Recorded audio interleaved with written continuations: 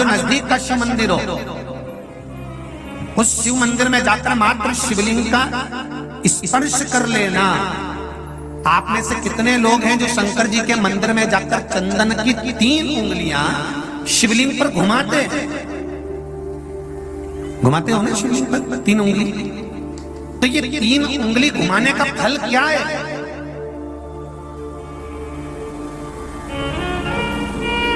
क्या फल है?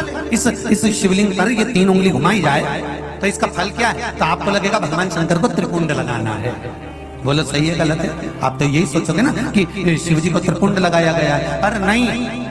शिव महापुराण की कथा कहती है, ओम शिव महापुराण की कथा ये सागर में जो चल रही है, इसमें आप अगर विद्धेश्वर संहिता को या पार्वती खंड को निकालोगे या आप स्कंद पुराण का या लिंग पुराण की कथा को उठाकर देखोगे तो उसमें वर्णन आता है, जब कोई पुरुष, नारी या बच्चा अगर चंदन लेकर गया है, अष्टगंध लेकर गया है, या जल चढ़ाने के बाद चंदन भी नहीं है, अष्टगंध भी नहीं है, लाल चंदन भी नहीं है, और मात्र उंगली से 3 लाइन खींचता है, उसका मतलब त्रिपुंड लगाना नहीं होता। उसका मतलब होता है कि उसने एक पार्थिव शिवलिंग का निर्माण कर पूजन कर ली है। यह फल प्राप्त, उसका फल ये प्राप्त होता है।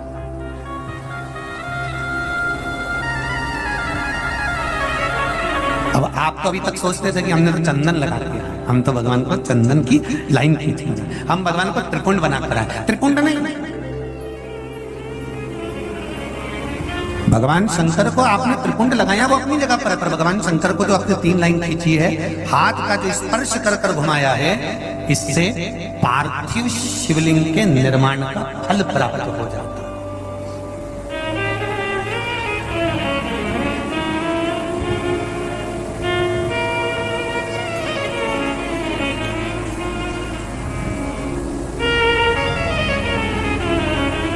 विशेष जब कामना रहती है, विशेष कामना,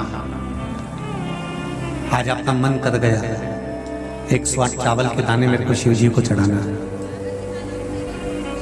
108 चावल के दाने मुझे शंकर भगवान को चढ़ाना। विशेष आज आपके मन में कोई मनोरथ बड़ा है, कोई कामना बड़ी है, और बाबा से आपने विनती करी कि मेरा ये कार्य अटक रहा है, आप पूरा करोगे, मुझे विश्वास है। 108 चावल के दाने चढ़ाना है। आपने चंदन लगाया, हाथ की हथेली पर 108 चावल के दाने जो घर से गिनकर लेकर गए हो, उसको हथेली में रखा।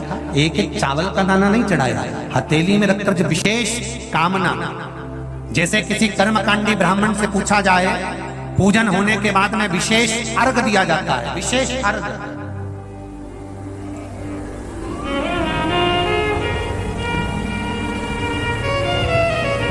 उसी तरह विशेष कामना के लिए तो महापुराण की कथा चल रही है, बार बार नहीं मिले। और जितने लोग आस्था पर सुन रहे हैं, जितने लोग फेसबुक यूट्यूब पर सुन रहे हैं, वो भी ध्यान लगा।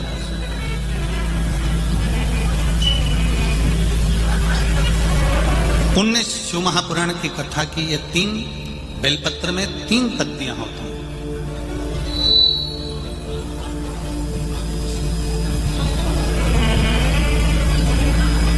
ये 3 पत्तियां शिव महापुराण की कथा करती है। जब हम देवाधिदेव महादेव को समर्पित करते हैं, जब हम भगवान शंकर को ये 3 पत्तियां समर्पित करते हैं, तो हमारा वर्तमान, हमारा भविष्य और हमारा पूर्व का किया हुआ जो भाग है, वह भी केवल एक बेलपत्र जब हम भगवान शंकर को समर्पित करते हैं, तो हमारा वर्तमान, हमारा भविष्य और हमारा भूत जो निकल गया, वो तीनों ही भगवान शिव उसको संवार देते हैं। मात्र एक बेलपत्र का फल इतना प्रबल है कि एक बेलपत्र मात्र भगवान शंकर को समर्पित कर देने से हमारा निश्चित समय अवधि गणना सब स्वीकार कर लेते हैं भगवान शंकर।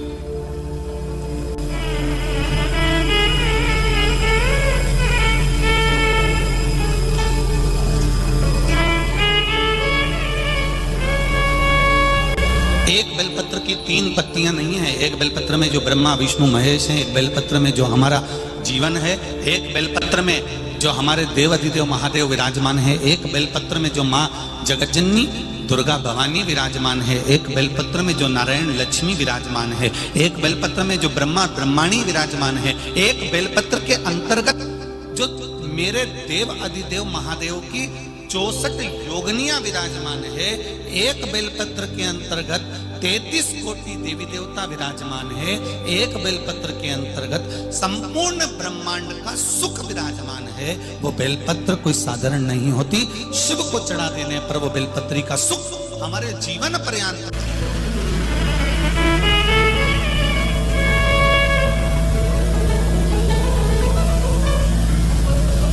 केवल एक बेलपत्र हमने जो देवादिदेव महादेव को समर्पित करी, उसका सुख हमको अपार सुख प्रदान कर देता। पुण्य 3 तरह से होता है, एक मन से, वचन से और कर्म से।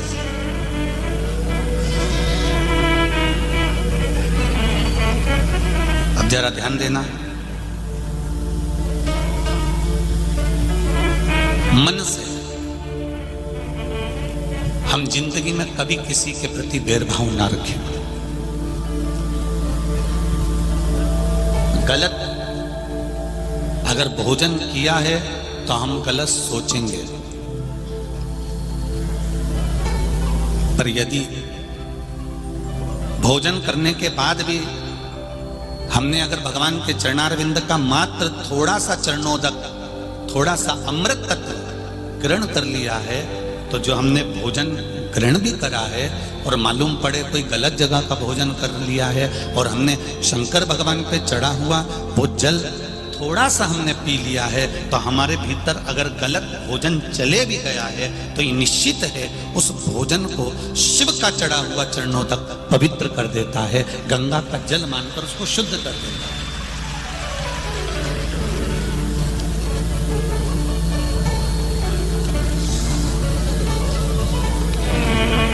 दो विष होते हैं,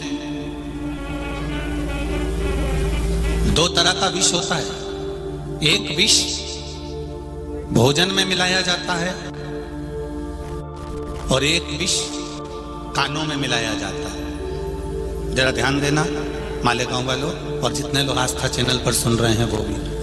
एक विष भोजन में मिलाया गया है और एक विष कानों में घोला गया है। ये 2 विष हैं।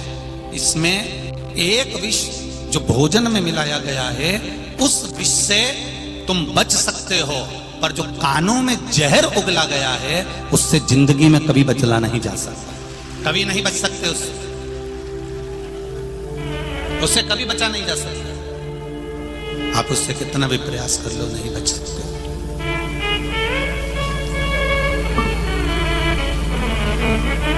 भोजन का विष